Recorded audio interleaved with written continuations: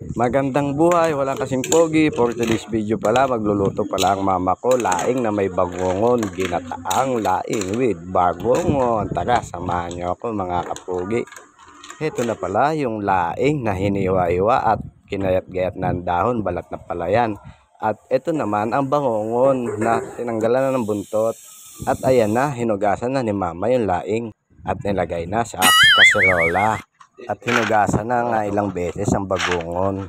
Sakto pala ang punta ko dyan sa mama ko at nagluluto siya ng laing with bagongon. Kaya tara, ginayat-gayat na ni mama ng sibuyas, bawang at luya ang nilagay dyan.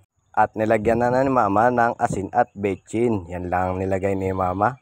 At ito naman yung kakanggata ng nyog, nilagyan ng mainit at may masimas para lumabas ang naiiwang katas.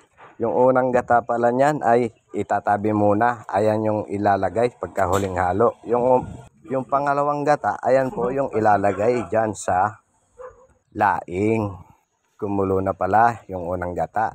At ayan na nga po.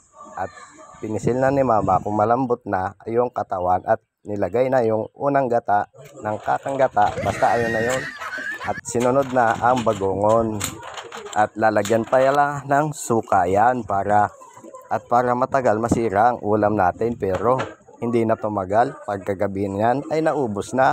Paano baga naman, sinama na sa pulutan at pangulam. At nilagyan niya ng pampagana, sili na tuyo at binlender. Ayan na pala kasi naubos na yung tanim ni mama doon kasi nauunahan na siya.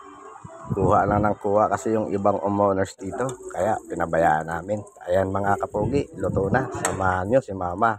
At nagprito pa pala si mama ng tuyo. Maganda daw kapares yan sa laing na bagongon. At dahil si mama nagluto niyan, siya magiging model sa aking vlog habang kumakain siya. Tara, sabayan nyo si mamang kumain ng laing with bagongon. Nagsandok na pala si mama dyan at para kumain. Tara po, kain po tayo. Sabi ko kasi sa mama ko, siya ang model kasi siya nagluto. Habang pinagmamasdan ko yung video to, talagang sarap na sarap sa mama ko. Sa totoo lang, masarap naman talaga magluto ang mama ko. Tara, tikman nyo. Pumunta kayo dito. Ang mama ko pala ang nagturo sa akin magluto. Kaya ngayon, may nadagdagan na naman akong ibang kaalaman. Nagpapasalamat pala ako sa walang sawang sumusuporta sa akin. At yung nakakapanood dito, welcome po kayo sa page ko. Malapit na pala akong umuwi ng Bicol. Doon marami ako may iba-vlog.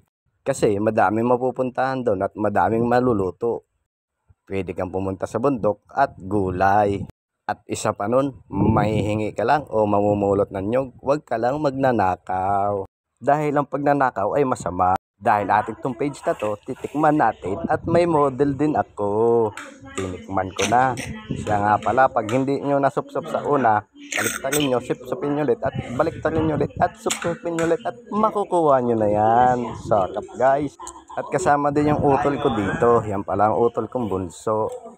So mga kapogi, I love you all. Salamat. Dahan lang.